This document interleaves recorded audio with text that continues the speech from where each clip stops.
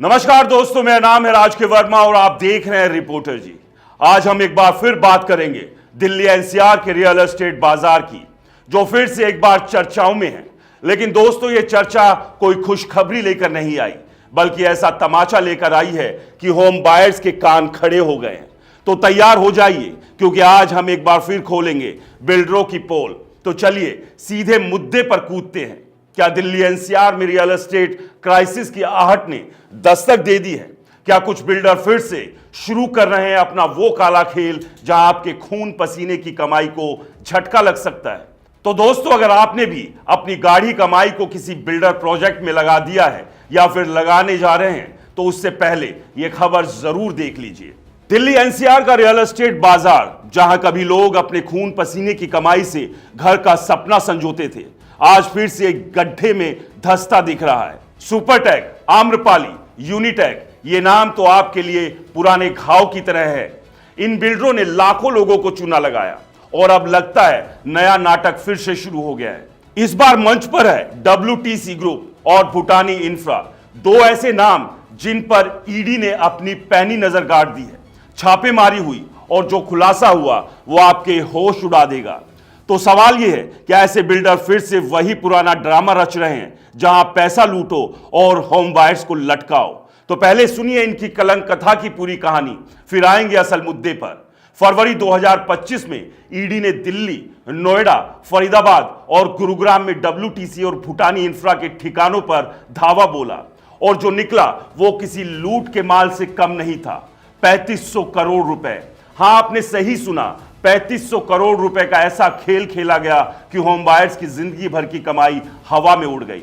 आरोप है कि इन बिल्डरों ने चमचमाते ब्रोशर दिखाए, बड़े बड़े वादे किए, world trade centre, luxury flats, plots, लेकिन 10 साल बाद भी ना घर ना प्लॉट्स, बस खाली हाथ, खाली वादे। इनके द्वारा फरीदाबाद के सेक्टर 111, 114 में रेजिडेंशियल प्लॉट्स का ढोल पीटा गया, लेकिन वहां तो घास भी नहीं उगी। और भूटानी इंफ्रा वो कह रहा है, हमारा तो WTC से कोई लेना देना नहीं, हमने तो फरवरी में रिश्ता तोड़ दिया। लेकिन WTC चुप्पी चीख चीख कर कह रही है, भाई कुछ तो गड़बड़ है, और होम बायर्स वो सब सिर पीट रहे हैं। तो जरा सोचिए उस शख्स का हाल जिसने अपनी जिंदगी की कमाई, बच्चों का भविष्य, बुढ़ापे की आस, सब कुछ घर के सपने में झोंक दिया, जिसने 10 साल तक EMI भरी, ब्याज चुकाया, लेकिन मिला क्या? एक बड़ा सा ढक्कन।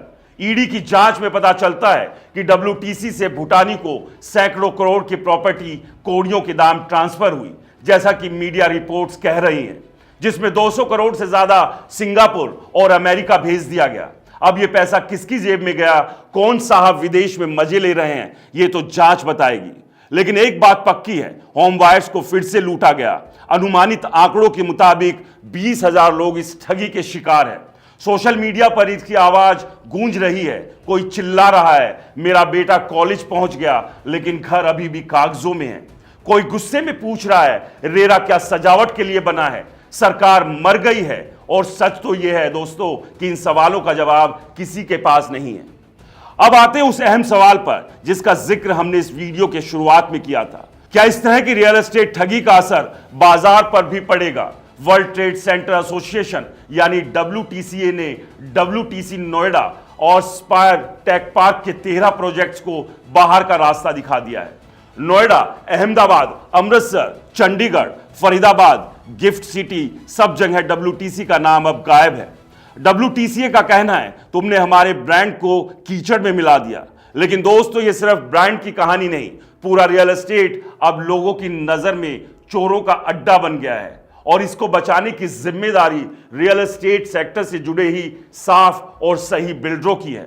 और हां, आपको याद होगा गुरुग्राम के एक बिल्डर का वो मामला जहां ईडी ने मनी लॉन्ड्रिंग का केस ठोका था। अब निवेशक सोच रहे हैं, पैसा लगाए तो कहां लगाए? बिल्डरों की चालबाजी ने बाजार की कमर तोड़ दी है। लोग अब डर डर कर घर खरीद रहे हैं और रेरा से सख्ती की गुहार लगा रहे हैं। लेकिन क्या होगा?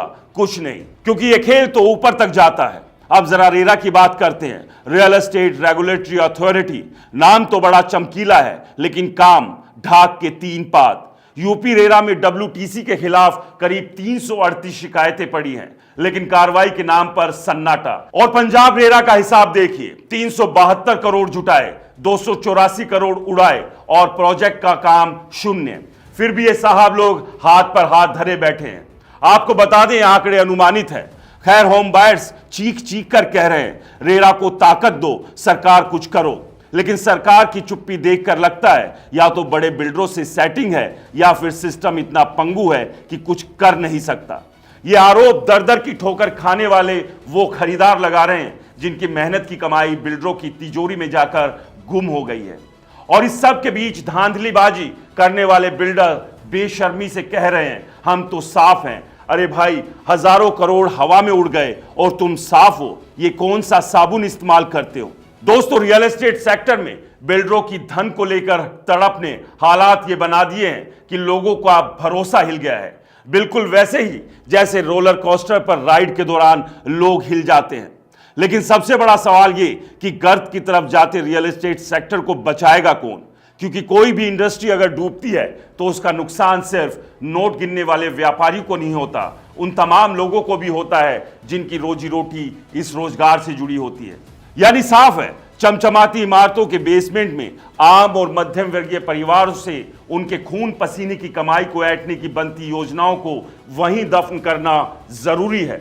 और ये काम कोई और नहीं बल्कि इस सेक्टर से जुड़े वो पाक और साफ लोग कर सकते हैं जिन्हें अपने व्यापार के साथ साथ भगवान जैसे खरीदारों की चिंता भी है। यहां आप ये अच्छे से समझ लीजिए, जिस तरह से एक के बाद एक कलंकित बिल्डरों के काले कारनामों की कब्र खुद रही है, उससे रियल एस्टेट क्राइसिस का एक और अध्याय जल्द लिखा जाना तय है। नमस्कार।